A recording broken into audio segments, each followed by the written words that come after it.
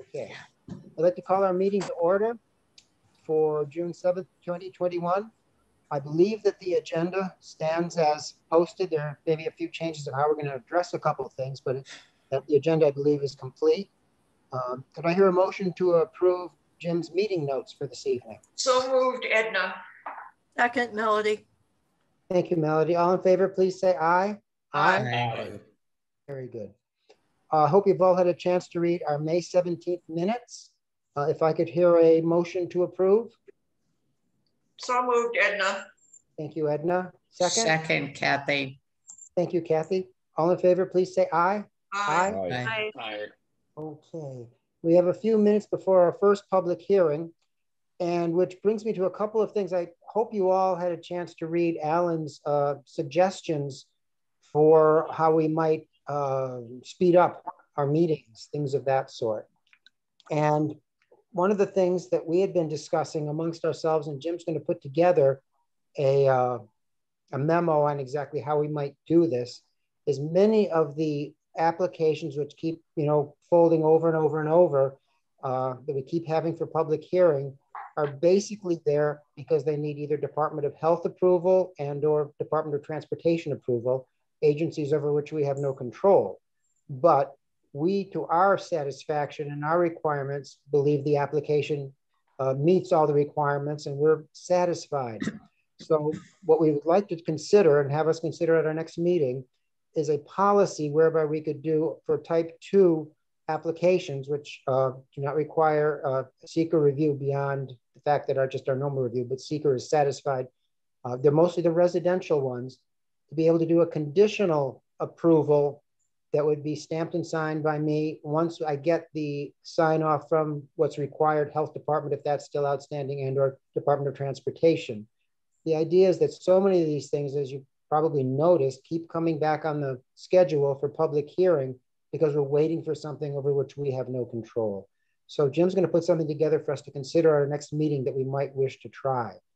Another thing that we would— Michael, before you Yes? move on, can you help me, or Jim, help me understand why these projects, which are conditional upon entities or legal issues that are beyond our control, why are they still on the agenda for us as a planning board? Because in the past, until we could actually have an approval resolution, we've sort of steered away from conditional approvals. For type 1 actions, we cannot do conditional approvals. For some unlisted, we can. But most of the ones that keep recycling are residential and they're type 2. And as I said, that for the Department of Health approval or Department of Transportation approval, such as for Mike's tree service, let's say, we have no control over that. But if we're satisfied that the applicant has met all of our requirements in our zoning law and that we're satisfied that their project is approvable, and we would approve it if and only if the Health Department and or Department of Transportation sign off from their side, why don't we do a conditional approval authorizing me to stamp and sign when the approvals that are still outstanding from the Health Department or Transportation Department come in? So we're not constantly having them on our agenda, having to then continue them, things of that sort. That's the idea here. And, I just can't figure out why they end up on our agenda before they are complete. Well, they are complete. They are complete and they've been reviewed by us. They continue to stay on our agenda. They have continued to stay on our agenda because we are hoping that by the next meeting, we will have the approvals from the other outside agencies. And if we were to continue them to an undesignated time, it might end up with them having to renotice to, open the public hearing again. So what we're proposing is a way to alleviate that problem by moving toward a system where we can give a conditional approval and then it doesn't have to come back to us unless there's a problem. Okay, I just don't understand honestly how they get there to begin with us if they are conditional. Until we have the application before us and we're doing a review because we're the lead agency on it, it's not referred to the health department or the Department of Transportation, because until we accept the application, in essence, it doesn't exist as something that's to be reviewed. That's why we then refer it to any other agency that's involved, such as the health department or the Department of Transportation. But the people do not go to them to get approvals until the planning board has accepted the application for review. In essence, until we accept it, it's not an active application. So that's why those things all wait on us proceeding. And as Melody said, Very we're good. trying to, so we're fully satisfied, but we're just waiting for outside agency approvals.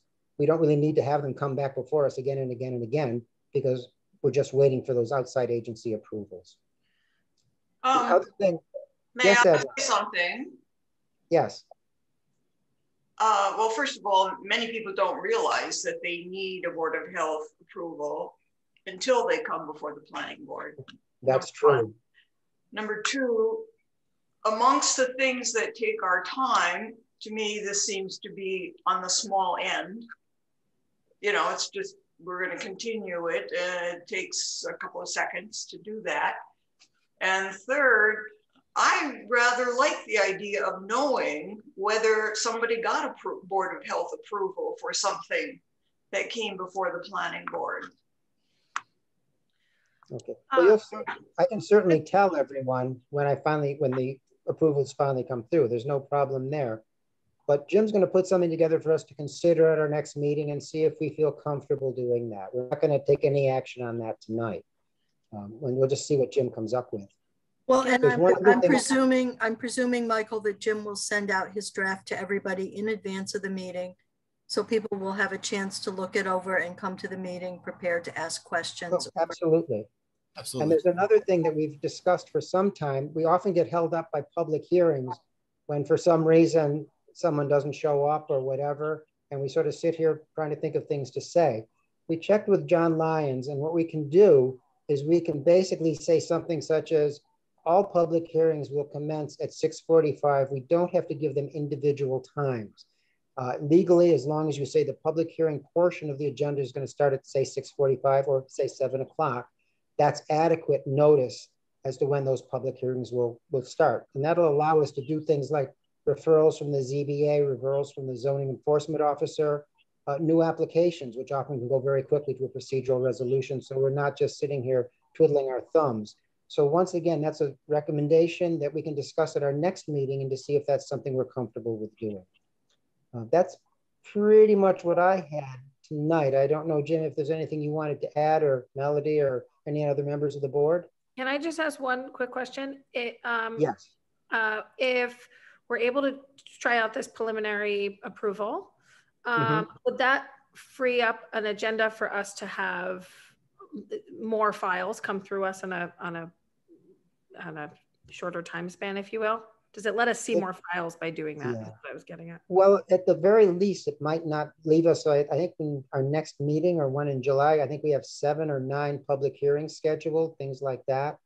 And it might tend to avoid that situation where a number of those public hearings, maybe we're just waiting for Department of Transportation or Department of Health. We're satisfied with what the applicant has done, but we can't approve, we can't have an approval resolution until those other permits are issued by those other involved agencies. So it might cut down on how long we're sitting here, which we all think is a good idea, if we can do it. Any other thoughts before we go to our first public hearing? Okay. Our first public hearing is Frank Pinto at 155 Way Road, site plan, special use permit, and wetlands permit. And as you realize, there have been some significant changes to this application, which they can discuss with us tonight. It's possible that if it's basically deletions from the original application, but everything else is as we've already seen it, we may be in a position to move on to an approval for this application. But I'll let the representatives present what they have, what they've changed, and why they think they're probably ready to go. Hi, everyone. Representatives are here. Okay, Victoria. Yeah, Victoria Polidoro here on behalf of Frank and Judith Pinto. We are here tonight. Last time we were here was October 2020. And the proposal was for a 650 square foot home addition, a pool within the wetland buffer, related landscaping, and a wood fence. Since that time, we've been trying to get Department of Health approval for a septic system for the addition, but Department of Health is very backed up and the engineer is backed up, and it's just taking a long time. So the applicants have withdrawn their request for the home addition. They'd like to go forward with the pool. So the home addition and septic expansion is no longer part of the plans. And so what you're left with is the pool, the landscaping in the wetland area, the relocation of the shed, and the parking area. And these items are unchanged from the plans that you last saw in October. At the time, CAC had reviewed the plans and changes were made in coordination with that letter. The topo was added to the plans as requested. And the board at the last meeting in October didn't have any further comments on those issues. So we're hoping that tonight, with the removal of the home addition and septic plan, that you can declare it type 2, close the hearing, and approve it if there are no other issues. I can tell you, first of all, Victoria, when we first accepted the application, it was type 2. So it is a type 2 under seeker.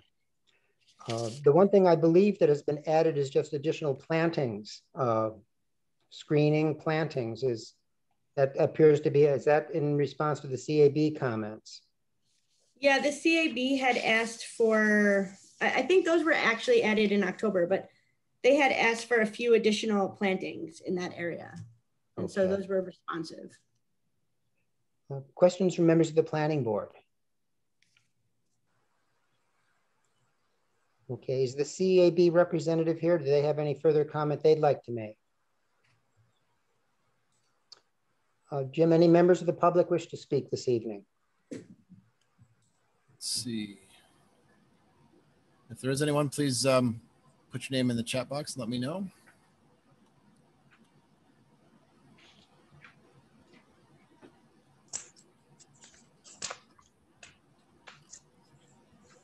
Michael, I'm not seeing any comments in the chat box. Okay. I do have well, then I think the board's request, the applicant did do reach out to the neighbors back in November of last year and actually met with one of them on site. You know, I don't think they're ever going to see eye to eye over the parking, but you know, they did that reach out and had that meeting.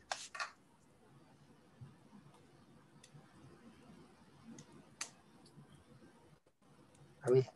Yep, Michael, this is Jim. My only question slash comment for the board is going to be that the new proposed parking area is still there without the addition of the house. I was just curious why we're putting in the extra parking spaces, and if those are to remain, make sure the planning board is okay with that. So right now they just kind of pull into the driveway and they park, and so they're looking for a place to turn off so they don't have to move the cars around. A more defined parking area. Do they currently park behind the house? In the area of the yeah, they pull in behind the house. Right. So this will be adding on 2 parking spaces. Yes. Okay. As one point, so the addition has been removed, and as you said, nothing has changed, but there are now essentially 2 additional parking spaces without a change to the house. That's all I wanted to point out. Okay, nothing from the public. Anything else from the planning board this evening? Okay, could I hear a motion to close the public hearing? So moved, Delise. Thank you, Delise. Second? Sean, second. Thank you, Sean. All in favor, please say aye. Aye. Aye. Aye. Okay, I have an approval resolution. Another one of the potential improvements we're going to have is a way that we can post these on the website, so I can give you like a 3-second précis of what I'm going to read now, so I don't have to read the whole thing. You don't have to listen to it. But we haven't gotten there yet, so you're going to have to suffer along with the rest of us. So, the Town of Rhinebeck Planning Board hereby acts as follows on an application by Frank Pinto for site plan, special use permit, and wetlands permit for installation of a pool, driveway, and associated improvements under Town Code Chapter 125, respectively, at 155 Way Road in the RC5 Rural Countryside Zoning District. We reaffirm the proposed action as type 2 under seeker, and based upon review of submitted information, including reports from planning board members, CAB members on their site visit to the project property, find that the proposed work is consistent with the objectives and regulations in Chapter 125. And with respect to the application for special use permit to authorize work, lines of proposed work and intended use to be consistent with the general standards for special use permits set forth in Chapter Code 125, Section 125-67, and we grant the requested special use permit conditional upon receipt of site plan approval by the planning board. And with respect to the application for wetlands permit to authorize work, we find the proposed work and intended use to be consistent with the requirements for wetland permits set forth in Town Code 120, Section 10, and grant the requested wetland permit conditional upon receipt of the site plan approval from the planning board.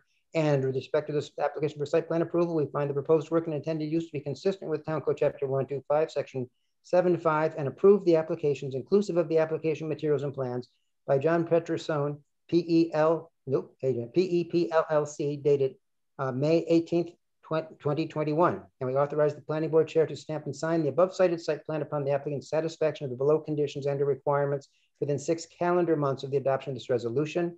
Receipt of Dutchess County Department of Health approval. I believe that's no longer required, as they have deleted that portion of the of their submission of their application.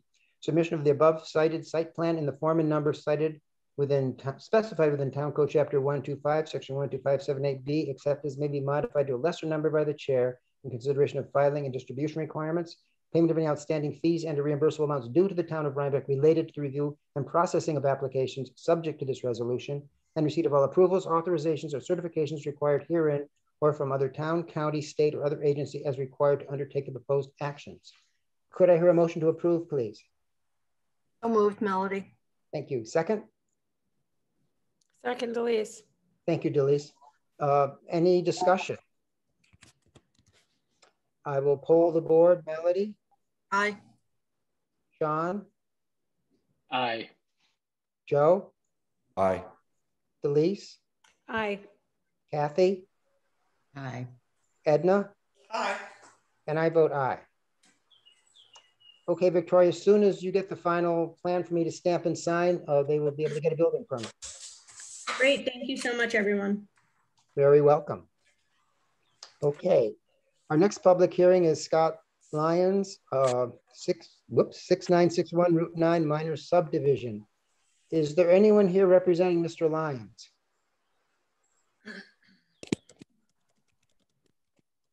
Okay, I don't believe we received any updated information pertaining to how they wish to proceed with this application. Gretchen, do we receive anything relevant to this application? No, I haven't. Okay. Okay, well, one of the issues here, of course, is for the subdivision is health department approval for the septic system for one of the properties that would be created through the subdivision process. I guess what we're going to need to do, since we do not have a different procedure in place at this point, is continue this public hearing until our first July meeting at a time that Gretchen will provide me with. Looks like the next available is going to be 6:50. Okay. And again, Michael, why is it on the agenda now? Why are you continuing it? If no one... We're continuing it because we don't have the procedure yet to not continue it. That's one of the things we were discussing earlier, a way that we could do conditional approvals or something like that. In the case of this particular application, one of the individual who originally owned the property has passed away. And it is conceivable that the rationale for the subdivision no longer exists. We haven't heard back. So why is it on the agenda? Well, basically, because the applicant never asked to take it off at this point. What we could do is just continue the public hearing to a time to be determined later, and they would simply have to renotice. And if that's what the board would like to do, we can certainly do that. I don't have any problem with simply continuing it until we have our new practice in place. Okay. Any other thoughts from other members of the planning board? It could potentially. I haven't seen this application in quite some time. I certainly am not at this point very familiar with all the variation. I mean, it was quite a complex application, as I recall. And am I correct that this one also got derailed because Marie was she? Yes. That's That right. is definitely slow things up. I was the planning board member assigned to a site visit in Deleuze. Do I remember this right? You were going to go with me. We never got any input from either Marie or her team behind her when she became out. So it's been sitting out there for a while. Mm-hmm. Sean, you had something you wish to say. Yeah, I was just gonna comment. It might be to our advantage to make whoever's submitting their application to be responsible to follow up with us, and not for us to automatically continue it if we're not. It seems like we're not getting a lot of feedback at this point, so it might be something for us to consider. So we can certainly, what we could certainly do is, or Jim, you wish to say something? No, I was just going to make the comment that, you know, we can do that.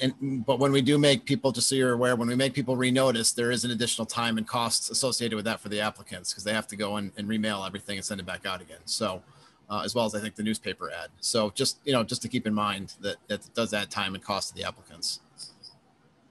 Gretchen, when was the last time we did have any correspondence with this application, or with the applicant for this application, roughly speaking?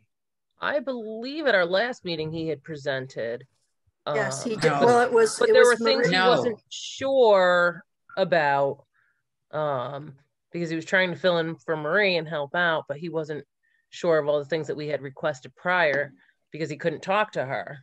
Okay. My recollection was that he seemed to be unaware of even having to deal with the health department. Yes. So I think in this case, not trying to make excuses for people, but Marie's absence certainly has made this considerably more difficult. At this point, I would be happy to just continue it to the next meeting with sort of, you know, a caution to them that if they are not ready to present before the next meeting, at that point, we'll continue it to a definite date. Do you make a motion to that effect? I just did. Okay. Edna. Okay. Any further discussion on this? I think the only point to make is to remind people that the first meeting in July moves to the 6th, as opposed, does it not? Is that right, Yeah. Brett? Yes. Because of the holiday. So that would be Tuesday the 6th. Yes. Okay. All in favor, please say aye. Aye. Aye. Aye. Any opposed, please say no. Okay. What time was it, Gretchen? 6:50. And Okay, what thank we you. will do is inform the applicant of this, and also that they need to come before us, basically answering the questions that we've left with them. And if they still haven't gotten health department approval, I think this may be one of the first things that we will basically use our new process on. That it'll have to be continued to a time to be determined later when they finally get health department approval, because that seemed to be one of the things that was hanging them up. Okay. Our next public hearing is Joel Herm, 443 Mill Road, micro hydro generator, site plan, special use permit, and wetland permit. Hello. Nothing has really changed on the application. Okay, we've had a couple of letters from neighbors, Mr. McCall and Dr. Nelson, concerned with obviously the use of the road, the lawsuit that's involved. And they were concerned, I think they also spoke about noise. I think Dr. Nelson also raised a question about the ability to use the Landsman Kill for a power plant. I know that DEC is solely regulatorily, that's a word, responsible for what goes on between the high water marks of the stream, the bed of the stream. And the town's ability to regulate things within the riparian area of within 100 feet of the high water mark is where our zoning regulations come in. So what happens in the stream itself is a DEC issue, and I believe that they have been satisfied with what the applicant is choosing to do. My recollection from doing the site visit is that the generator itself is on the applicant's property to the side of the stream. I believe that's correct. Correct. I also know that we were discussing the situation with the road, the old Fox Hollow Road. The county has said they don't want it used for vehicular access, although if Mr. Herm required to use it for something, he could apply to them for a temporary permit. And therefore, if there was an emergency, something like that. When we did the subdivision for Mary Meyerson, who originally owned the property, the use of that abandoned road for vehicular access to County Route 85 was denied, and that's why the other driveway has been put in, and that is to be the legal access point for this property. Correct. And there's a condition in the approval resolution for that. Those are the points that I've been made aware of, that I know of, but I'd like to open it up to other members of the planning board at this point if they have questions or comments they'd like to raise.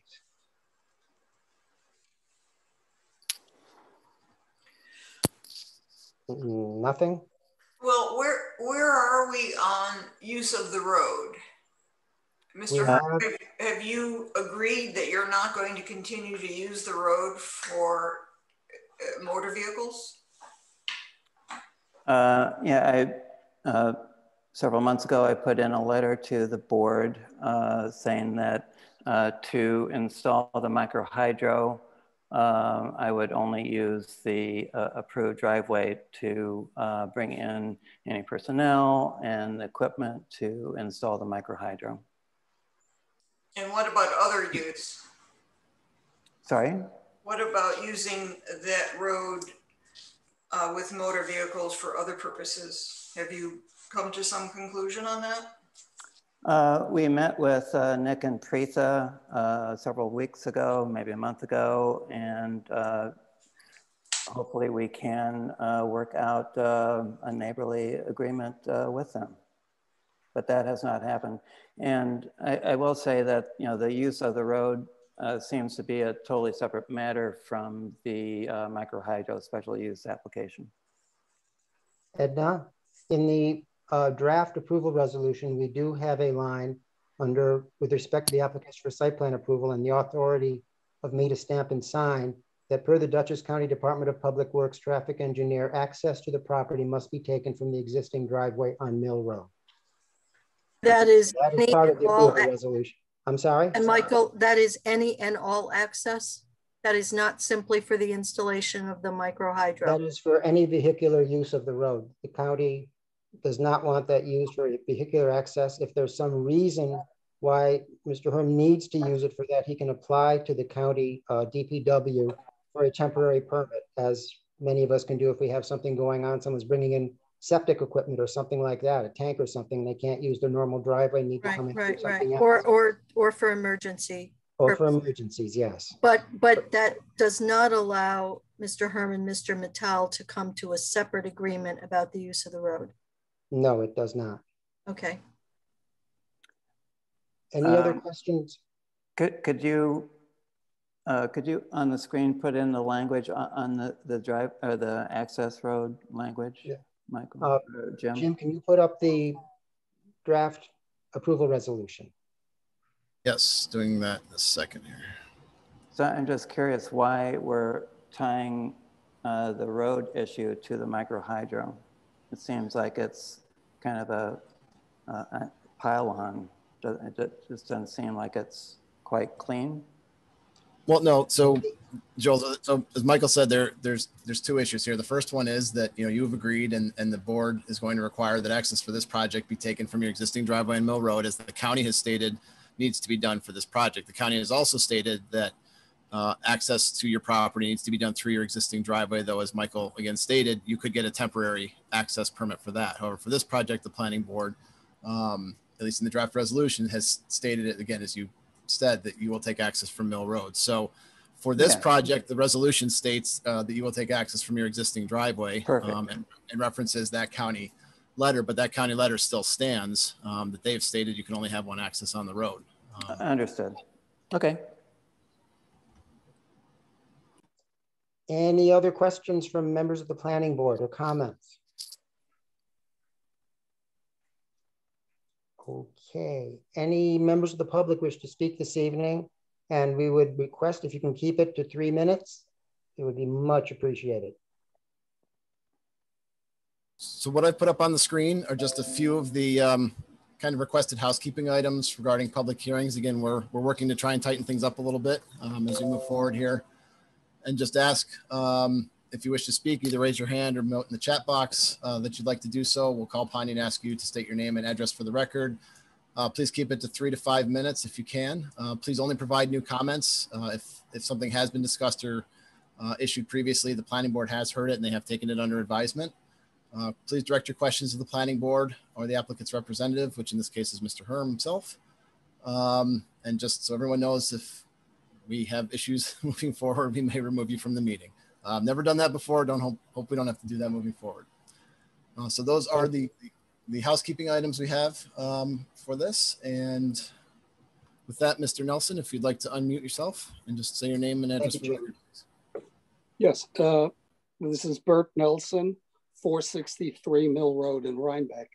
I just wanted to clarify the second point in my letter, which had to do with the work that was previously done on the dam.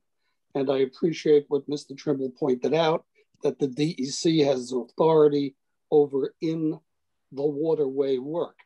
What I need to point out, however, is that neither Mr. Herm nor Ms. Hochbaum own the dam or any major portion of it, nor do they own a portion of Landsman Kill. In fact, they are pointing to an easement which was entered into with Mr. Mensch to give them authority to do what they've done. The problem is that the DEC, which acts in private, I could not be part of that, acted sometime around 2012. The easement was not entered into until 3 years later. So it appears that Mr. Herm and Ms. Hochbaum may have obtained permission from the DEC to do work on somebody else's property or on public property. And if that be the case, the town of Rhinebeck should now not join hands and try to ratify something that was incorrect at the outset. That's the point I made. Thank you. Other comments from the public?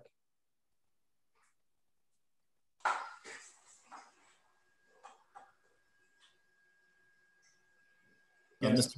Mr. Mattal, yeah, go ahead. Hi, thank you. Thanks, everyone. This is Nick Mattal. I know at the risk of I just read the rules and I don't want to repeat anything that's in the letter. I would just appreciate gaining a better understanding of the planning board's take on these issues. With regards to the road, yes, I think, you know, Mr. Herm and I do want to achieve some type of resolution, but I'm not sure if we would be able to come to any, because my view is it should not be used at all. And as Mr. Herm has, you know, and the discomfort he seems to have with that, you know, is an issue, you know, that might prevent a resolution. So, you know, as illustrated when a few minutes ago. So I think that that's one issue. Second, with regards to the lawsuit that is between Mr. Herm and the prior owner of my property, there seems to be no intent to drop it. And I would appreciate, you know, clarification from how the board thinks about that, because to me, that signals a great risk. Third, with regards to the project itself, I have absolutely no problem with renewable energy and hydroelectric power. But given that the whole thing is premised on this easement granting Mr. Access Herm to the dam, the other side of the easement gives Mensch a right to get discount for power if Mr. Herm was to sell any. And so that's a contract. And so one person's conveying a benefit to the other in exchange for a benefit. So that just points to there being larger goals here. And that's what gets me really uncomfortable as someone who just stepped into this situation a few months ago, knowing it's been going on for somewhere between 8 and 9 years. And, you know, I do feel like this whole thing is like the fruit of the poisonous tree, where on the first part of this project, Mr. Hearn put, you know, as I also learned, buried cables and underground conduit on what is now our property. And the lawsuit is in part related to that matter. And that's another matter that I would like to settle in conjunction with this. So I would just love to get some of the planning board's sense of how I should think through all of those issues, because I view that if approval comes first, then the ability to sort through the lawsuit, the final resolution on the road, and or the buried cables on our property become less. And I worry about the as I said, the what comes next on the dam side, given the way the easement is written.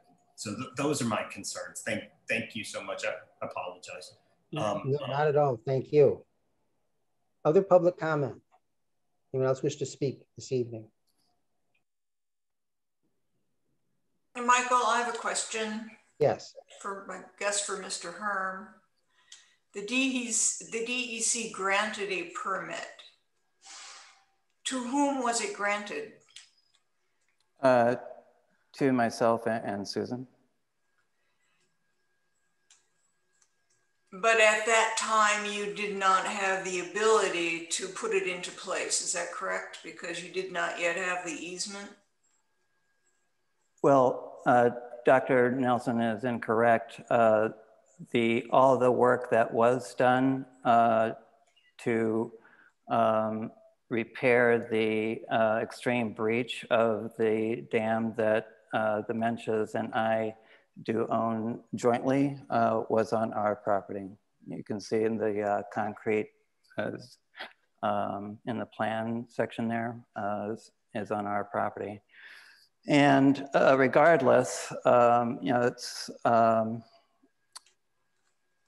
the whole Landsman Kill was basically eroding 100% of our property because it wasn't going over the spillway anymore. It was Hurricane Irene had breached the whole bank to the west, which is totally on our property. So the DEC issued us a permit to repair the dam, kind of end of story. Michael, may I ask a question? What has changed with regard to these issues from the last presentation last month? Has anything changed, or Jim, has anything changed in terms of the issues either that Edna or anyone else raised? Anything changed? I would think the only change is that we do now have language in a draft approval resolution stating that vehicular access on the old Fox Hollow Road is no longer allowed, will not be permitted unless a temporary permit is issued by Department of Transportation, Dutchess County, to allow Mr. Herm on a temporary basis to use that. But that was true last month too, correct? Not in resolution form. The language was not in the resolution last month. Two other issues which I think are that Mr. Mittal brought up. The first is the nature of the lawsuit.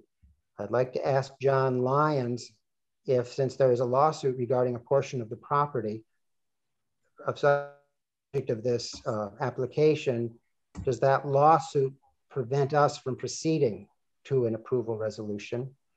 And there was the fourth thing that Mr. Mittal brought up that I also thought is, I believe that the easement itself that was granted is to permit the Zoning Board of Appeals to grant a setback variance to Mr. Herm because his project is right on the property line, so it doesn't meet the setback for that zoning district. I think another question that we probably have to ask John Lyons is, does the portion of that easement stating that as part of the easement is the Mensch property able to purchase electricity from this generator permitted, since this is not as has been told, this generator is only going to be used for domestic use on Mr. Herm's property. Does the easement need to be revisited and have that portion deleted before the planning board could proceed? I think those to me are two legal issues I think we need to have resolved before we can go forward. Because I don't with the resolution or before we can we can consider the resolution. All right, then. But why are we talking about it? I have a couple questions. Yes. One is, I totally agree with Kathy. I feel like we're just completely on repeat, like everyone's opinions, everyone's conversation. I understand there's logistical measures that we need to figure out before we can make any decisions, but can't we, find a way to ask these questions before the next meeting so we don't keep doing this over and over again? If we need to ask John Lyons, can't we determine that after last meeting, have that conversation so we can not just press rewind on the exact same conversations, is my first question. And my second thing is just in regards to the file that I'm just putting my personal opinion about there. I'm very torn because in this day and age, for us to move in a sustainable way in our town is incredibly important. And to use the Lansing Hill as a way to generate electricity by theory, I think is something that is important. And if there's a way to get more houses in a more sustainable way of living, I fully support that. I recognize though that this is more complicated. And number one, we have to ensure that there's no legal ramifications from the other file going on. And B, is it just not the appropriate time based on the other conversations happening with the neighbors? So I get all that, but I do think that we need to really think about the sustainable impact and weigh that into our decisions of our town. Thank you. I concur. Thank you. Well, that's a lot. I mean, I would agree with everything you said. However, as the application has been presented to us, it is not now in a form that energy could be available to other people. So right. That is not a function of what we would like to see happen. I would agree with you. It's not the application before us. I would recommend at this point, since there are legal questions, that we refer it to our attorney and that we continue it to a time to be determined, that we don't reschedule it for next month. We continue it until a future time when the report is back from John Lyons on what the legal issues are. Yeah, I mean, I think if we just have a conversation, find out what we can and can't do, and then let's bring it back when we can actually, have a new conversation or accept it or not. But, we have to make progress. There you go. Thank you. I agree. The only thing I'd like to add is just if we could also define what is the planning board's job to be involved in the decision-making process and what is not. If there's legal ramifications that is outside of the planning board, then also let's outline that so it's really clear of what we're approving or disapproving and or what is not in our wheelhouse. I think that's what we'd be asking John Lyons to respond to. Okay. So Michael, can you speak to that and move it along? What I will tell you is I'm speaking with John Lyons later this week, and I will bring these points to his attention and tell him that we need a response, well, quickly, hopefully, on these issues so that we can move forward. Very often, if there are violations on property or legal issues which have yet to be resolved, we have been advised in the past not to move forward with those applications. So I don't think this is a thing that John's going to have a whole lot of trouble coming up with an answer for. I'm perfectly content, perfectly happy to continue this public hearing to a time to be determined when we know that we are in a position to consider the approval resolution for this project. I'm perfectly happy to do that. If someone would make a resolution motion to that effect, I would appreciate it. I so move. Second? Second, Joe. Second. Any further discussion? All in favor, please say aye. I just have a question for Nick. It is my understanding from what we've said tonight that the issue of access to the road has been decided. Am I not correct in that, Michael and Jim? That vehicular access would be denied, but pedestrian access, as the easement allows, would still be permitted. Okay. As far as the planning board is concerned. Okay. Thank you. I have a motion. Could I have a second, please? You have a second. I do. Thank you. All in favor, please say aye. Aye. Very good. Joel, as soon as I have the responses from John and we know where we are, what we can proceed with, we will let you know. Thank you. Okay. Our next public hearing is Mike's Tree Service, Route 9, Business Office Site Plan Review. Michael, I have to leave the meeting. I'm sorry. Okay, no, I understand. I hope that everything goes okay. Thank you so much. I appreciate it. Night, guys. Take care, Kathy. Oh, boy.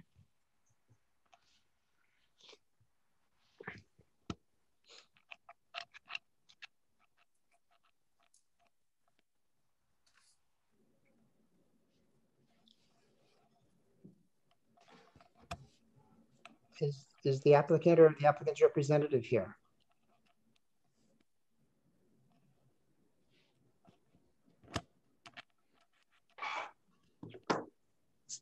I'm hearing nothing. So I'm assuming not. Mark was here. I don't see him. Did he drop out? Nope. Hold on. They dropped out, Michael. Let me get him back in. We've had a couple people going in and out of the meeting. I think Seth just logged in. I'm here, Mike, but okay, they're not here. We should wait. This is Mike DiGiacomo. Mark is on the phone with me telling me that he's got no internet, nothing, everything's been dropped. What do you want to do, Mark? Seth just logged in. Oh, Seth logged in.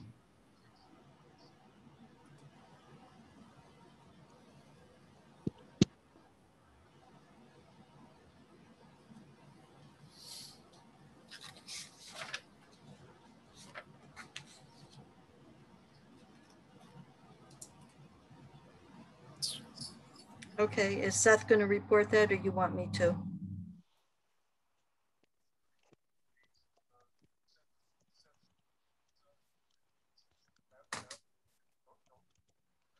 Okay, good enough.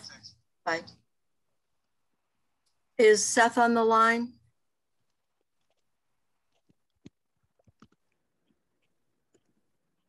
Has Seth logged in? Jim? He is logged in. I can just share 3 things that Mark told me. They have received the ZBA approval. They have a sign off from DOT and need now only to make the formal application for the permit. And they're waiting for the final approval from the Department of Health. So those are the updates in terms of the status of this application. And he said if Seth was able to get on, he could answer any questions. Okay. And he apologizes. Looks like Seth just dropped. Oh, here he's back again. Not a good night for technology, apparently.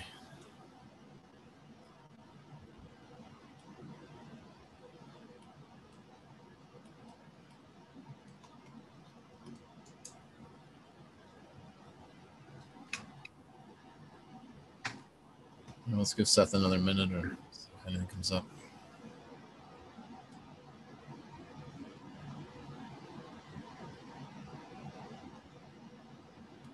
All right, Michael, I don't know. He's on, but doesn't seem to be connecting. Okay, well, this of course is one of those situations that we were discussing earlier where I believe this applicant, and please correct me if anyone has further reservations, has satisfied all of our requirements and all of the things we wanted to see happen with this application. We're now waiting for the state DOT to issue the final permit and for the Department of Health to issue the permit for the well and the septic system on the property.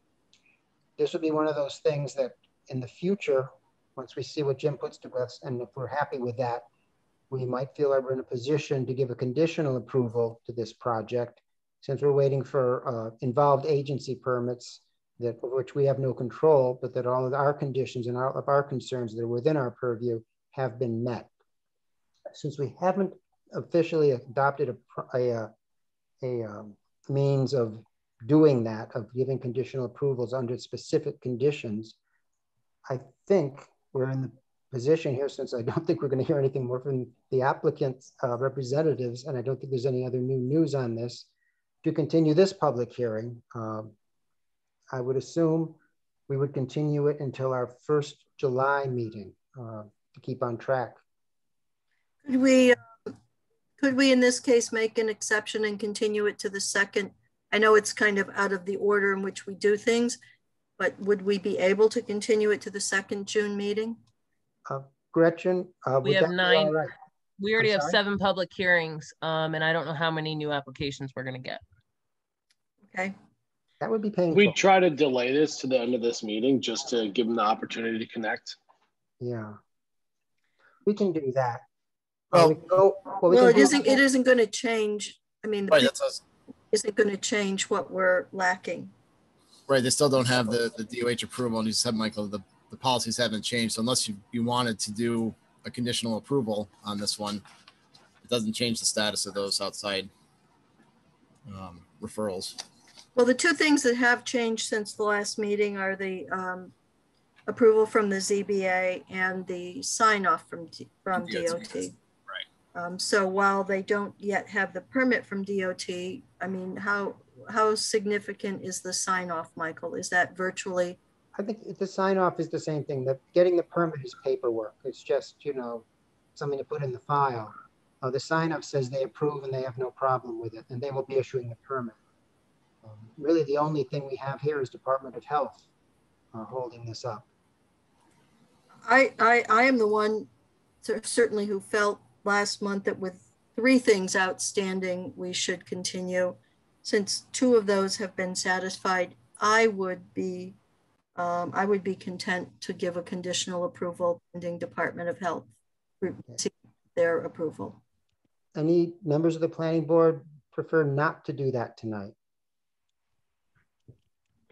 Okay, I believe I have an approval resolution written with the condition in it. Let me find it here. And Jim, if I don't read this properly, you can just jump right in and put it in for me. Okay. So Michael, I have it on the screen, Michael, but it does still include DOT. Okay, so I'll just avoid DOT. We would drop that out in the final, right? Remember, this is a draft, so if we make changes in the meeting, those get revised and the finals get typed up. Okay. Very good. Okay. The Town of Rhinebeck Planning Board hereby acts as follows on the application by Mike's Tree Service for site plan review under Town Code Chapter 125, construction of a business office and rental office space on Route 9 within the CBS Community Business South. We reaffirm the proposed action is type 2 under seeker, and based upon review of submitted information, including reports from planning board members and CAB, their site visit to the property finds the proposed work is consistent with the objectives and regulations in Chapter 125. And with respect to the application for special use permit, we find the proposed work and intended use to be consistent with the general standards for special use permits and grant the requested special use permit conditional upon receipt of site plan approval by the planning board. With respect to the application for site plan approval, we find the proposed work and intended use to be consistent with Town Code Chapter 125 and approve the application inclusive of the application materials by Marco Graminsky, BELSPC, dated February 8th, 2021, and we authorize the planning board chair to stamp and sign the above cited site plan upon the applicant's satisfaction of the below conditions and or requirements within 6 calendar months of the adoption of this resolution. Receipt of Dutchess County Department of Health approval, submission of the above cited site plan in the form and number specified in the Town Code Chapter 125, except as may be modified to a lesser number by the chair in consideration of filing and distribution requirements. Payment of any outstanding fees and or reimbursable amounts due the Town of Rhinebeck related to the review and processing of applications subject to this resolution, and receipt of all approvals, authorizations, or certifications required herein or from any other town, county, state, or other agency as required to undertake the proposed actions. Could I hear a motion to approve, please? So moved, Melody. Second, Joe. Thank you, Joe. Any discussion? Okay, this will be a conditional approval. I will inform you when I receive DOH approval so that I will be authorized to stamp and sign. Melody. Aye. Sean. Aye. Edna.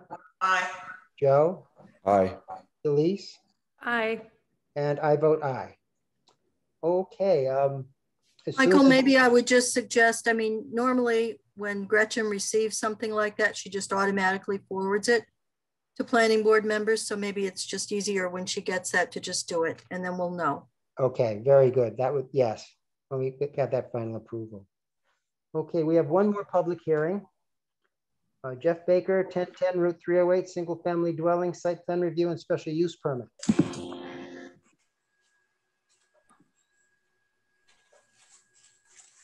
Yeah, hi, I'm here to represent this project.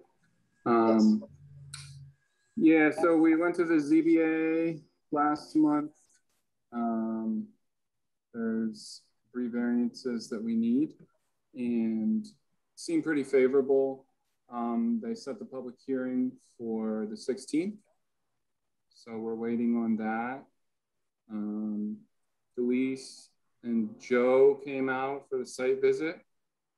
And I think they were in favor of the project. We're working with the health department still for the new septic systems. And that's kind of where it's at right now. Okay. The well was relocated. Has that received Department of Health approval? We don't have approval yet. We're working on that. Okay. I believe those were the outstanding issues. Delise, Joe, you want to tell us about your site visit? Sure. Thank you. Joe, you want me to talk? Yes, please. Go ahead. So it was very good. It was very informative. Basically, there's an existing home which they intend on moving closer to 308 to sort of operate more as a guest house and use the existing building site where the current home stands to build this, single story home. The garage is basically staying as it is in the same place. And then there was also a barn to be added for equipment and so forth. Generally, just from like landscape, topography, placement, it seemed well situated. It feels, you can't see it from the road. It has a view shed facing the water, but the elevation is significant. So there was no concerns when it, came to wetlands, even though obviously DEC will determine that. So my general feeling was that it felt for like a new construction and one of this magnitude with moving a structure, it felt as straightforward and minimally as invasive as I think you can be. Thank you. Joe? Yeah, I would agree with Delise. From the road, you can't even see the current house because of tree coverage. So when they build a 1-story house back there, it's going to be pretty secluded. I actually drove past the driveway because I didn't realize there was a house back where it was. But it seems, as Delise said, it seems pretty straightforward where they're moving.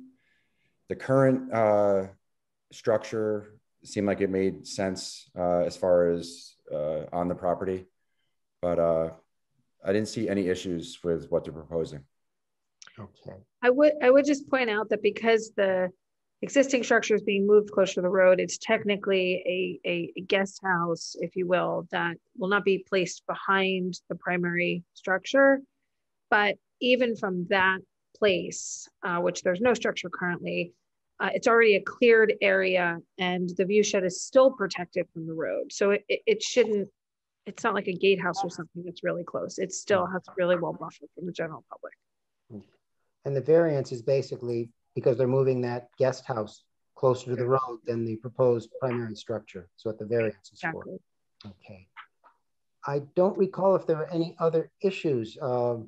Jim, did you have anything else that? I have a question for Joe and Delise. Did you consider the view shed from the lake and from neighbors across the lake? Yep, you can't see anyone. And in fact, at one point we discussed that they were considering to be more on a peninsula that was closer to the wetlands, and they would have an obstruction, with the view of the neighbors. And from here, we walked in various angles from the building envelope and you can't see anybody. Okay, thank you. Yeah. I have a question. Yes. Given the proximity to the wetland and the topography, Delise and Joe, did you see any need for special protection during excavation so that we don't have dirty water running into the wetland?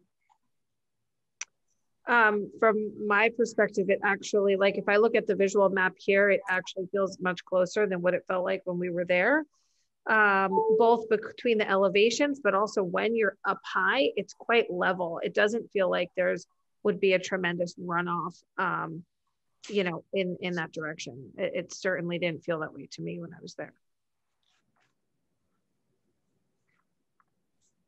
And I'll say, actually, where it's being constructed, it's a high point, so it slopes toward the road, also. So runoff, but it's really flat, and I don't think, construction runoff is going to be a big issue. Jim, were there any other things that you had any concern with? No, Michael, I think all my comments have been addressed. As you know, there are two variants of the need. There's a third one noted. It's actually not needed. That was an error. So no, all of my questions have generally been answered. Well, it seems this is a issue in which we're waiting for two things, the ZBA approval of the variances and Department of Health approval. The question becomes, are we comfortable with a conditional approval on this, or because there are more than one item outstanding, we would continue this public hearing until next month. I believe by then the ZBA should certainly have acted. I believe they will have acted by then on the variances request. The Department of Health, you know, I don't know. I know they get backed up. But once again, I think it's sort of a consensus of how you guys all feel about conditional approvals, depending upon what's still outstanding, what we're still waiting for, right? Quick question. If we do a conditional approval such as this, and then one of these other departments come back with an issue, that would be the condition in which it doesn't get approved, right? So, yes. So we're approving it, but if something goes wrong with these other departments, then that's no longer valid. Exactly, it invalidates the approval. Yeah. I'm personally okay with it. I don't know how everyone else feels.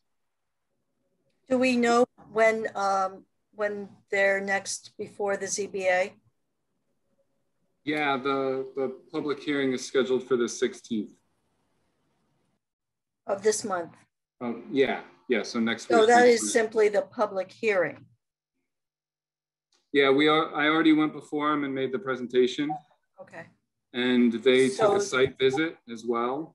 Right. And the public hearing is, they had a couple questions and we answered them, got them some additional information they were looking for. And they set it for the 6th, next Wednesday. But typically they do not make a determination the same night as the public hearing. Is that correct, Michael? Yeah, that's correct. They would be making the determination at their July meeting. They meet once a month. Would that change that being a contingency of us approving it? That's up to us. I mean, it could take longer. If the variances were not approved, they'd have to alter the site plan, and any conditional approval would also then be invalidated, because we would no longer have the approved site plan as what could go forward, given the ZBA refusal to issue the variances, which permit this site plan to go forward. So then they'd have to come back to us anyways. Yes, they would. Would that be done as a site plan amendment at that point, though? Potentially. We'd have to look into the legality. It might be, but they'll have to come back and get back into the cycle and re-advertise, for public hearing and bring in the new materials. Essentially, if we do conditional hearing, conditional approvals, and one of the conditions fails, then the project is kind of null and void in a way, unless it's an amendment, which we could do, but it still essentially kind of restarts the process. We've got to get back in the queue and re-advertise. Well, the amendment, site plan modification would depend on why it was denied. Correct. Well, if a variance is denied, it would be probably a pretty significant, issue Right. with the proposed plan. That's why they'd have to come back. If something more minor, maybe not. Yeah, depends on what it is. But on the positive side, if they do get the approval from the zoning board in July, depending on when our meetings fall in July, we might save them a couple weeks of time by giving them a conditional approval tonight, That's correct? true. I would be able to stamp and sign once the ZBA Right. can declare the variances and the health department approve the septic and the well. Yes. Right. That's the good side of it. Plus, we wouldn't have to see them again. So, Let's think positive. yeah. Can I also mention that if they are continued this time, they will be continued the next time as well, because our next meeting they would be continued to would be before ZBA as well. So we would have to continue them again or continue them 2 months out. It just seems like pretty low risk as long as, because if there's an issue, then it automatically gets regenerated back on our desk anyway. Indeed, it does. So it seems like there's very low risk and there's benefit to us from a time standpoint and benefit to the applicant. True. Them as well. I'm getting the feeling that you would like to consider a conditional approval resolution. I would just like to weigh in, a little bit. And I agree with everything that's been said. I just want to come down and make a comment that while when we can make these conditional approvals, the risk has been stated is low, and because they benefit and we benefit from moving it along, I don't want us to think of it as a precedent to shorten the process, because there will be time. No, I don't think we do. So I don't want people to just assume that if they don't have what they need, they can lobby for a conditional approval and it will be automatically granted, because it is going to vary from application to application. And so, there's a risk in us being driven by, let's just move it along. And I know you're not saying that, but I just want to put that out there as a caveat that, we have to make sure that the process is complete and thoroughly reviewed. And I think it is in this case, but, I'm just. Applicants 100% still have to fulfill the application process, and they have to present and fulfill everything that we require. But when that's done, then they sort of have this potential option. And I think it should be at our discretion whether a file can have this preliminary approval or not. And Jim is going to put together an actual process for us to approve. So it's not haphazard or ad hoc. We actually will have a process with which we will apply to any time in which a conditional approval looks like it may be something that would be viable.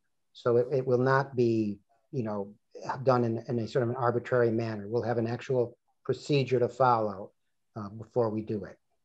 And unless I hear otherwise from many of you, it's most likely going to focus primarily on ZBA, Department of Health, and DOT approvals. Yeah. There may be a couple others out there, but those are the main three that we'd be looking at in this instance.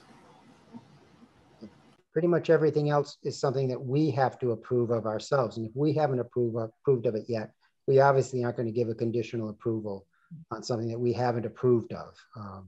Things that we can't control, which are those involved agency permits, very often it can make sense to do a conditional approval. There's nothing else we can do in the interim anyway. So, all right. Well, let me read this as quickly as I can. The Town of Rhinebeck Planning Board hereby acts as follows on the application by Jeff Baker for site plan approval and special use permit for construction of a principal dwelling, relocation of existing dwelling, and associated other improvements under Town Code Chapter 125 at 1010 through 1014 Route 308 in the RC5 Rural Countryside Zoning District. We reaffirm the proposed action as type 2 under seeker, and based upon review of submitted information, including reports from planning board members and CAB members on site visit, we find the proposed work is consistent with the objectives and regulations of Chapter 125.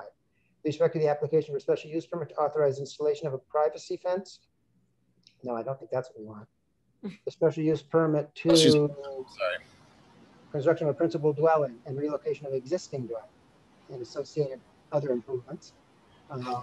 We find the proposed work and intended use to be consistent with the general standards for special use permits set forth in Chapter Town Code 125. Special use plan receipt of site plan approval from the planning board. With respect to the application for site plan approval, we find the proposed work and intended use to be consistent with Town Code Chapter 125 and approve the application, inclusive of the application materials by Willingham Engineering dated April 5th, 2021. We authorize the planning board chair to stamp and sign the above cited site plan upon the applicant's satisfaction of the below conditions and or requirements within 6 calendar months of the adoption of this resolution. Receipt of Dutchess County Department of Health approval and receipt of the required variances from the Town of Rhinebeck Zoning Board of Appeals. Submission of the above cited site plan in the form and number specified in the Town Code Chapter 125 except as may be modified to a lesser number by the chair in consideration of filing distribution requirements, payment of any outstanding fees and or reimbursable amounts due the town of Rhinebeck related to the review and processing of applications subject to this resolution, the receipt of all approvals, authorizations, or certifications required herein from any other town, county, state, or other agency as required to undertake the proposed actions. Excuse me. Could I hear a motion to approve, please? So moved, Delise. Second, Edna. Thank you, Edna. Any further discussion? I will poll the board. Melody? Aye. Joe? Aye. Delise? Aye. Sean? Aye. Edna? Aye. And I vote aye. So as soon as you can get those approvals to me, along with a final site plan that can be stamped and signed, we will stamp and sign. Very great. Thank you very much, everyone. You're very welcome. All right. Goodbye. Okay, we have 3 new applications. The first is Andrew Simkis and Ariel Deary at 47 Grinnell Street, addition to a single family dwelling. Yes, good evening. This is Rob DuPont. I'm the architect on the project. I also have my clients, Andrew and Ariel, joining us for the meeting too. Hi. Hello. Hi, guys. This project initially went before the board back in at the April meeting, which I was not able to attend. But there was a preliminary application. We submitted the materials, which basically, the site is located at 47 Grinnell Street. There's a small single family residence there. And what my clients would like to do is put a small addition on. It is located in the Rhinecliff Hamlet and Rhinecliff Overlay District. So it requires site plan approval and special permit. What we're proposing to do is Andrew and Ariel have 2 young daughters, 3 and 1. And although the house is nice, it's a little too small for their needs, especially with their growing family. Their youngest daughter is only a year old. So what we're proposing to do is expand the footprint to give them a little bit more open living space on the first floor, and to create a second bathroom and a larger bedroom on the second floor. We've tried very hard to make the addition match with the architecture of the existing building, both in scale and in detailing. And there's very little disturbance, if any, to the surrounding site. There is an adjacent maple tree, mature maple tree, which we'll just be trimming some limbs off to make accommodations for the height of the existing, or height of the new addition. And where the footprint is being expanded right now, it's basically just an exterior concrete patio. So we'll be cutting away the concrete in the area where the addition is going to be. So it'll actually be pretty much a wash as far as impervious surfaces. Storm drainage will all remain the same. Basically, most everything else remains the same. It's just additional square footage that they need. Okay. Any questions for the applicants? Okay, I know we had a pre-app meeting with you over this, and we did go over this at that time and covered the different things you're proposing to do. Jim, anything you wish to mention about this one? 2 quick things. I did end up getting some information from the town building department. Found out that there was a question, I should say, in the pre-application discussion about the finished space above the garage, and it is approved for use as office space. And I don't believe you're planning to use that as residential use, right? It's not going to be a no. Bedroom. So that'll stay as an approved office space then. The only other comment I had is I think the primary question for the planning board, among anything else you would have, is whether or not you feel the additions in keeping with the house, the hamlet area, and other things as required by the RCO overlay. It really takes a look at the additions and changes, making sure that they're consistent with what's there, and view shed changes, things like that. Based on my look on street view, I don't think there'll be much of a view shed issue. Tree on, leaf on situation, from what I can see in street view, there was no issue. When the leaves are off, the addition will come out a little bit from the house, but I'll leave that discussion up to the applicants to discuss further. But that's it. What's the date of the house? I'm not exactly sure, Melody. I actually worked on this house for the previous owners, the Tates, when we did the renovation. Yes. Mm-hmm. The Duchess Parcel Access shows the original house is 1950, but I think it's older than that. I mean, it had a stone foundation. and it had board and batten siding. If I had to guess, I'd say it was around the turn of the century, maybe. We did the improvements in 2006, 15 years ago. It's hard to believe. But when we did do that, we actually, we stripped off the aluminum siding that was on there, and we tried to make the building actually blend in with more of the historic Rhinebeck character in like a Carpenter Gothic style of building. But I don't really know. That's what the official record says, and I think the official record is wrong. I think is it in the land? Is it in the landmark district, Jim? Yes, I think this should be referred to HAPAC. Yeah. So I was going to say the question of the compatibility of the addition should be reviewed by HAPAC. I think they're the appropriate agency to take a look at that. And the site visit will certainly. I don't think they'll find any issues, but that's the route it should take. Okay. Well, any other thoughts that anyone wishes to share before I read a procedural resolution? Okay, hearing none. The Town of Rhinebeck Planning Board herein acts as follows in the application by Andrew Simkus and Ariel Deary for site plan approval and special use permit, respectively at 47 Grinnell Street within the RCH and RCO district and the local waterfront revitalization area and within the Hudson River National Historic Landmark District. We accept the application and supporting documents as adequate for further review by the planning board, its advisors, and the public, and we classify the proposed nexus type 2 under seeker, for which coordinated environmental quad review is precluded. We're going to schedule a public hearing on the application for July 6th at 6:45 and direct the clerk to undertake or otherwise cause noticing and posting thereof. We need to delegate 2 planning board members to go. I'll go. Melody? I'll go, Delise. Okay, Delise, thank you. To conduct a field visit to the project site and report their observation at the time of the public hearing, and we're going to refer it to the Conservation Advisory Board for review and written comment concerning environmental matters, and to the Waterfront Advisory Committee for review and comment, written comment concerning consistency with the LWRP. And in accordance to Town Code Chapter 125, we're referring the application to APAC for review and written comment concerning historic and or archaeological elements. And in accordance with Dutchess County Planning and Development, 239, we're going to refer to the Dutchess County Department of Planning and Development for review and authorize without prejudice to any information or comment as may be presented at the public hearing or may be based on both the above cited field visits and referral. Preparation of a working draft and approval resolution for the board's consideration on July 6th, or as be later, timely. Could I hear a motion to approve, please? So moved, Melody. Second, Edna. Thank you, Edna. All in favor, please say aye. Aye. Aye. Very good. Okay. Melody and Delise will be getting in touch with you guys to set up the site visit. Okay, great. Look forward to it. Thank you. Thank you. Okay. Our next is 15 Grinnell Street owner LLC at 15 Grinnell Street, interior and exterior renovations.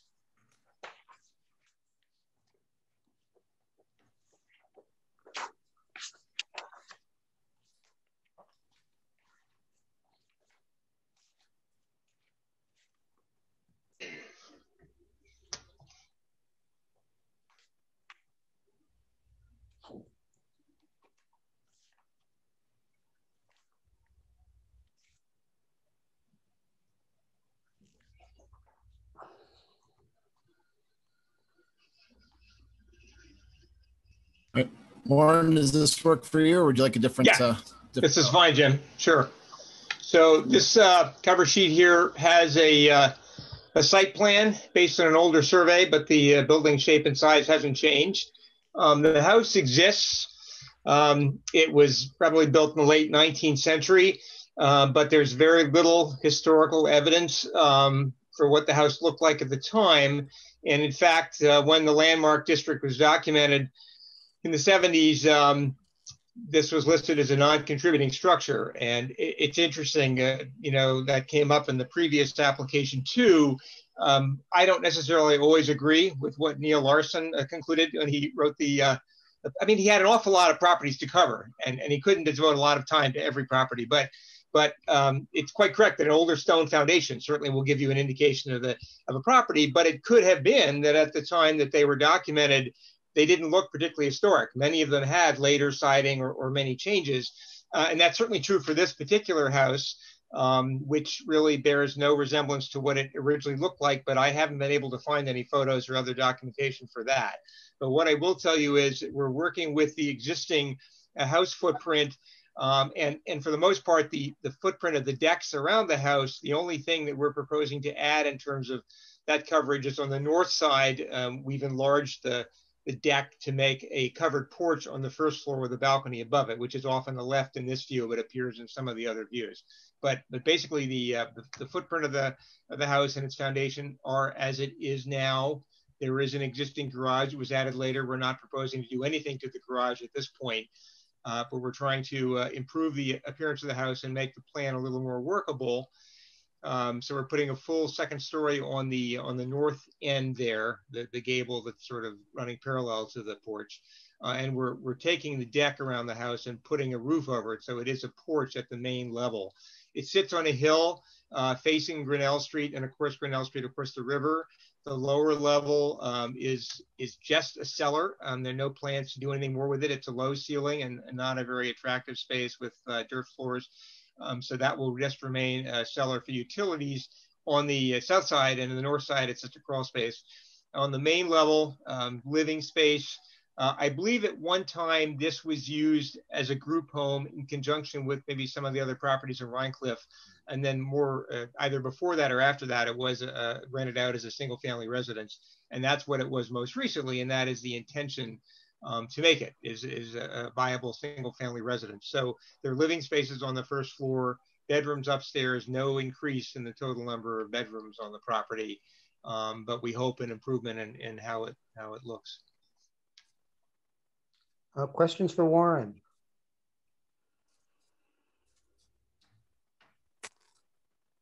Okay. Jim, anything you wish to speak to?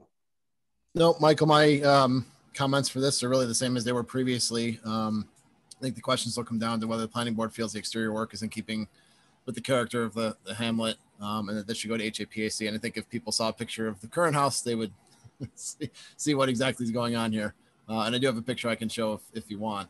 It's very blue. I've seen it. It is very blue. Good paint job. It's held up in the sun. Okay. Hearing nothing else, I have a resolution procedural. The Rhinebeck Planning Board acts as follows on the application by 16 Grinnell Street owner LLC for site plan approval and special use permit at 15 Grinnell, Rhinecliff Hamlet, Rhinecliff Overlay, and LVRA, and within Hudson River National Historic Landmark District. We accept the application and supporting documents as adequate for further review by the Planning Board, its advisors, and the public, and classify the proposed action as type 2 under seeker, for which coordinated environmental quality review is precluded. We schedule a public hearing on the application for July 6th at 6:45 p.m. and direct the clerk to undertake or otherwise cause the noticing and posting thereof. And as you'll notice, all of these new applications are being scheduled for 6:45 p.m. under our new system, whereby we can list them all at the same time and then do other things first and then take them as they come without being held to a specific time for any specific one. We delegate planning board members. I'll go to this one. Who would like to join me? Don't all speak. Me, Michael. Thank you, Sean. Sean and I will conduct the field visit to the project site and we'll report back to you at the time of the public hearing. And we're going to refer it to the Conservation Advisory Board for written comment concerning environmental factors, and to the Waterfront Advisory Committee for written comment concerning consistency with the LWRP, and to HAPAC for review and written comment concerning historic and archaeological elements, and to the County Department of Planning under 239 for review. And we're going to authorize without prejudice to any information or comment that may be presented at the public hearing or may arise based on both the above cited field visit and referrals, preparation of a working draft for an approvals resolution by the Planning Board on July 6th, or as may be later timely. Could I hear a motion to approve, please? So moved, Melody. Second, Sean. Second. Thank you, Sean. Any further comment or questions? All in favor, please say aye. Aye. Aye. Aye. Very good. Okay, Warren will be getting in touch with you to set up a site visit. Very good. And I'm sure we won't not see the house with that beautiful blue paint. So thank you. Thank you. Okay, we have one more new application. Justin McLeod, 431 Old Wurtemberg Road renovations, relocating, renovating small buildings, solar array installation, site plan review and special use permit. That one's me, Michael. Darren from the Art of Buildings here tonight. Okay. Jim, we can certainly work off the official site plan, but it might just be easier to go through to the PowerPoint because it has some colors, which might make it easier to follow if the board's okay with that. About the 4th page into that PowerPoint. You keep scrolling a little bit more, I'll tell you when you get there. You're in the right spot though.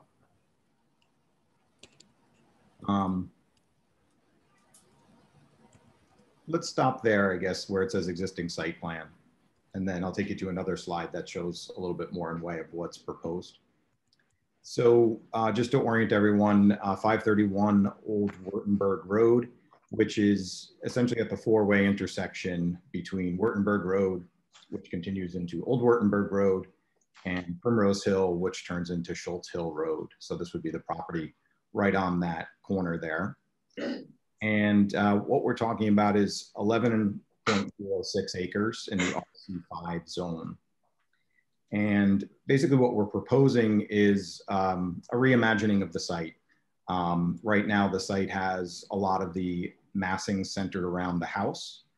And what we're proposing is a reimagining that brings some of that massing, some of these smaller buildings, and centers them around a swimming pool, and then moves the agricultural elements of the site a little bit further to the southwest and puts them into a large field at the south end of the property.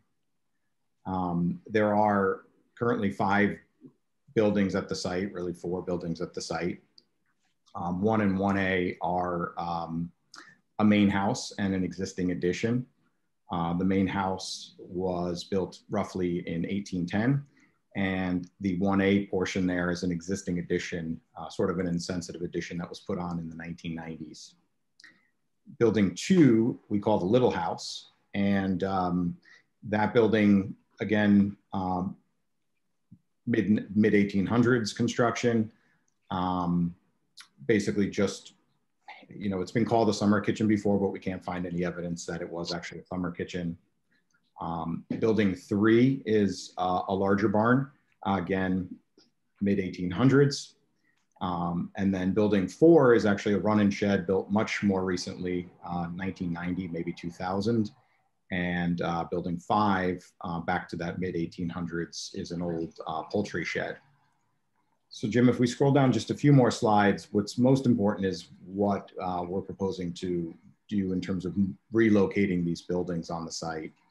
And the board all has copies of this presentation, which takes you through a lot of detail in terms of the different buildings. This would be the perfect slide right here. And I'll skip through a lot of that tonight.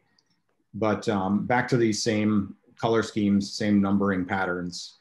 If you look now at number 1, the main house, what we're proposing to do is remove that 1990s addition and put on a much larger addition. So the footprint, the proposed footprint of the main house would be shown there in yellow. And then if you follow the green box and the arrow associated with it, building number 2, that's that little barn, we call that the Little House. That's being proposed to be moved out to the field to anchor some greenhouse space. Again, the agricultural element of the property.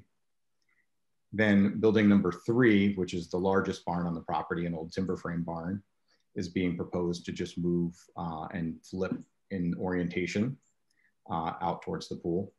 And then 4 and 5 flip and move slightly. And what they are proposed to do is combine together and become essentially a pool house. It would be a kitchen spa barn, we're calling it.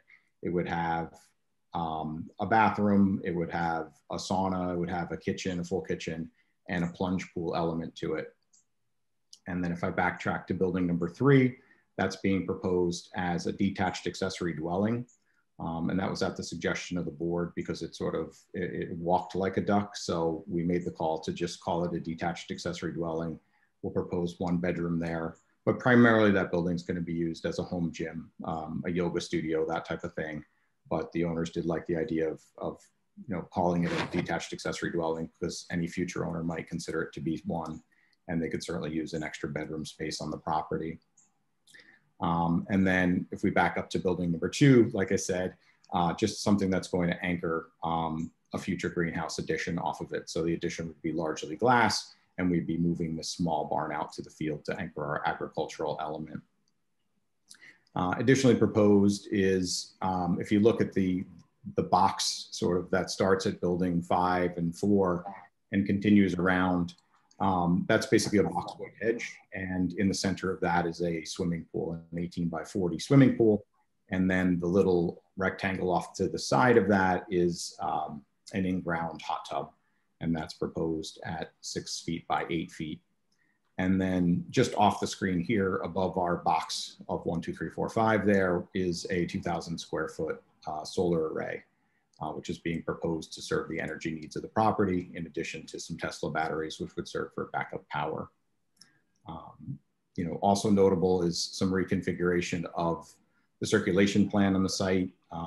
As you can see, a move of the driveway and the proposal to, actually it's not shown on this one, connect a road out to Schultz Hill Road, to connect a piece of the driveway out to Schultz Hill Road. It's on the official site plan, but not this, this little rendering here. And we realize, and we've received a letter to the effect that we would also need some variances to achieve this. So we will hopefully be back in the near future for a referral to the zoning board for a variance on aggregate amount of square footage in the accessory buildings, and a detached accessory dwelling, barn number 3, which is too large for the town ordinance. If we were to convert that to a detached accessory dwelling, that building's a little over 2,000 square feet, which exceeds the 900 square foot limitation that the town has. And we'll certainly work on skinnying down that square footage, but the idea would be to keep the barn shape and massing intact. And I could continue on, or I could stop there. We have submitted quite a bit of detail on each of the buildings. The next set of slides takes, there's maybe 3 or 4 or 5 slides per building. It shows the proposed elevations, and then it goes into detail about where windows are being added and things are being changed on the exterior of these buildings. And it does quite a bit to talk about the condition, the current condition that these buildings are in. And I know, very historic property, but the big takeaway on this property, and something that I hope to bring forward at the next meeting, is just how in distress these buildings are.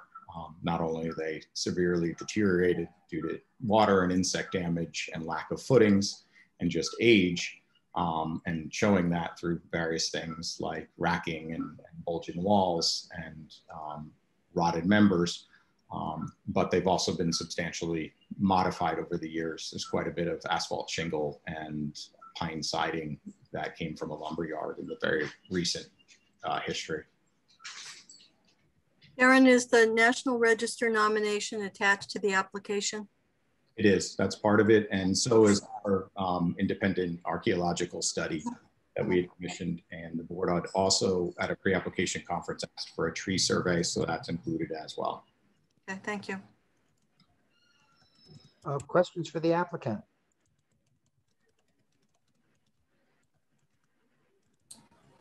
Jim, you had a few thoughts, I think. Yeah, I won't go into detail, Darren. You'll obviously get a copy of my memo after this, but I did want to just note, you are proposing a solar installation, so we're going to need to see the details on that. I didn't see those included. So I'll have to have all the specifics. We see the panels and the design, and all that height has to be all engineered and shown that it's the standards for that. Just quickly going through a couple others. In the past, when we've had barns that have had significant changes, we've had discussions about the number of windows and things like that in them, in the placement. So I'm sure we'll get into a discussion of that as we get further into this. I believe at the pre-app meeting, Darren, there was a request to see pictures of the interior of the existing house. I don't think we saw those, so if it would be possible to get that, that would be good. You did note the 2 variances, so I think we're good there.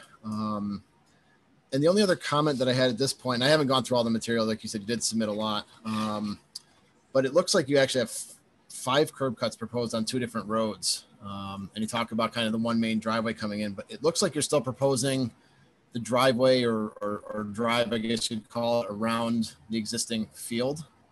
So when you look at the entire site plan, we actually end up with, you know, three curb cuts into the road, and then kind of the eyebrow in front of the house that's there, for a total of 5. Mm-hmm. I don't know. I know we had discussed the ownership of the road, whether it was town or private. I know on county roads you can only have 1 curb cut for a house. I don't think Schultz Hill is county, is it? Is that local? I'm not sure. I'm not sure. Not sure at Schultz Hill, but we did confirm Old Wurtemberg Road is in fact a private road. So it is a private road. Completely privately owned, and then there's a right-of-way granted to the neighbors down road across the section that has the gravel on it. Okay. And I'm pretty sure Old Wurtemberg is pretty low volume, but you know, five entrances is a lot. So I just want to mention that it's, you know, a number of driveways. Beyond that, I just want to note that, you know, there is quite a bit of information in here, so we may be coming out with more comments as we move forward. But those were the kind of the big ones. The solar information was the big kind of missing piece that I had at the moment. Okay. Darren, what is the agricultural element of this property that you refer to? I mean, at the moment, there's not really anything beyond just letting the field grow and being hay. There might be some plans down the road for a small vegetable garden and things like that to serve the owners that live at the property here, but nothing significant. It may be overstating the word agriculture a little bit, but you know, the big open field portion of the property and a vegetable garden. So basically, in terms of the vegetable garden, you're basically talking about home garden. Home garden, yeah. The greenhouse would be starter plants and things like that for that. And also serve, you know, frankly, building number 2 is just going to be a nice place to be largely in the wintertime, a nice warm place to, you know, read a book or something in that greenhouse and in that little barn. Okay. Anyone else, any questions at this point in time? Okay, I have a procedural resolution.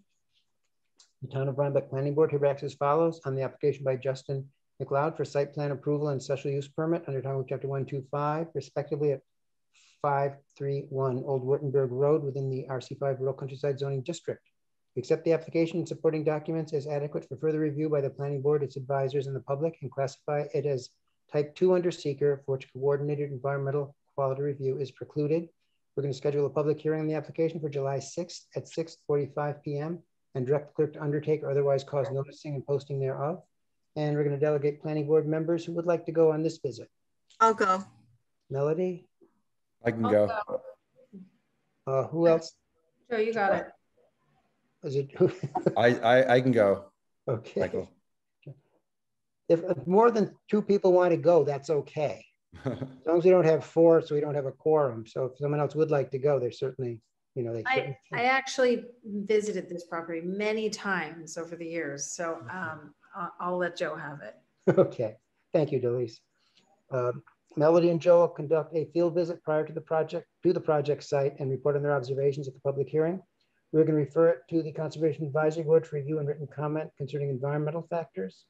And we're going to refer it to HAPAC to review and written comment concerning historic and or archaeological elements. And we're going to refer it to the Dutchess County Department of Planning and Development for review.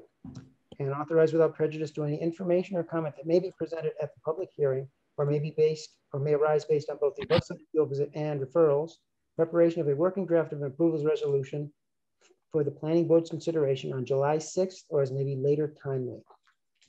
Could I hear a motion to approve, please? Moved, Melody. Thank you, Melody. Second? Second, Delise. Thank you, Delise. Any questions or comment? All in favor, please say aye. Aye. Aye. Aye. Aye. Okay, Darren, Melody, and Joe will be getting in touch with you about a site visit. Sounds great. And then what about ZBA referral? When would that happen as part of the process? Or when could that happen?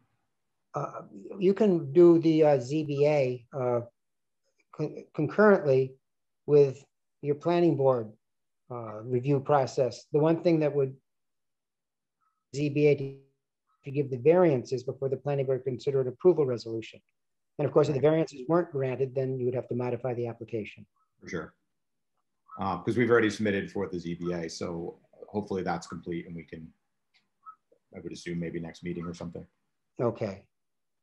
Very good. Thank you. Thank you, everyone. Okay, we have two ZBA referrals. The first is for Jeffrey Baker for the variances we just discussed. The relocation of the existing cottage to a location prior to the, I'm sorry, in front of the primary proposed residence, and the aggregate footprint of all accessory structures is larger than the 1,500 square foot permitted in that zoning district. Those are the two variances that are being requested. Anyone have any problems with those two variances? Okay. Then I have a resolution that the Town of Rhinebeck Planning Board, on referral of the zoning administrator of an application of Jeffrey Baker for area variances and the relocation of existing home to become an accessory residential structure locally close to the street, and aggregate footprint of all accessory structures being larger than the permitted 1,500 square feet in total. We find that the requested variances raise no significant planning or environmental concerns and recommend that the ZBA rely upon its own study of the facts in deciding the application in accordance with the criteria and procedures set forth in Town Code Chapter 125-76, including consideration of the input of neighboring property owners. Could I hear a motion to approve, please? So moved, Melody. Second, Edna. Thank you, Edna. All in favor, please say aye. Aye. Okay. We have one more, and is Hannah Barrett. This is for the construction of a storage shed workshop. The applicant has applied for a variance for required side yard setback, but upon providing more detailed plans, it was confirmed that a front yard setback variance would also be required. While the variance required is notable considering the setback requirements, it should be noted that the shed will be placed further from the road than the existing house, and that the existing parcel is small by R8 by the Rural Agriculture 10 standards. The property is located on a scenic road, Mill Road, within the LWRA in the Hudson River National Historic Landmark District. Based upon a review of the proposal, we offer the following draft referral response to the Planning Board's consideration. Do any of you have offhand have any concerns about these two variances? Okay. But it's one, Michael. It's just the front yard setback. Hannah's already applied for the side yard, and this is for the shed. This is for the shed we've been reviewing. But okay. The plans did not originally provide enough information for us to know exactly what was needed. They got revised by an engineer, and it was in fact found that it needed a front yard variance. So Hannah's back in to get the front yard variance that she needs. The side yard's already into the ZBA. Okay, very good. Thank you.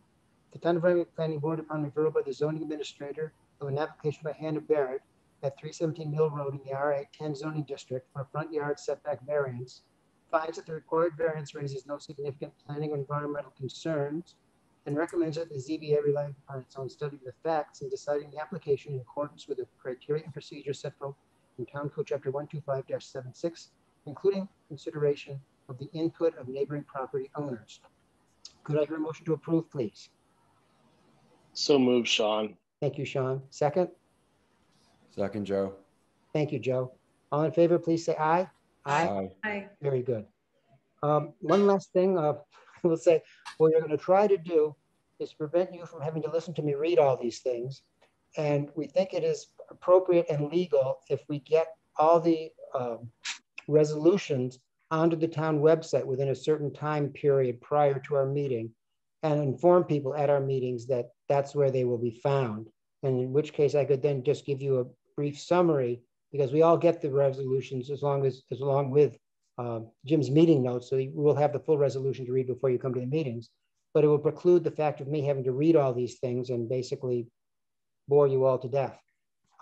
So that's another thing we're trying to do to speed things up a little bit and make things just a little less onerous for everybody. So we'll see how that works. That's pretty much all I have for tonight. Does anyone else have anything they wish to say, or questions or comments or anything? Okay, well, we will wish for a little cooler weather and a little less humidity. And thank you all very, very much. And take care and be well.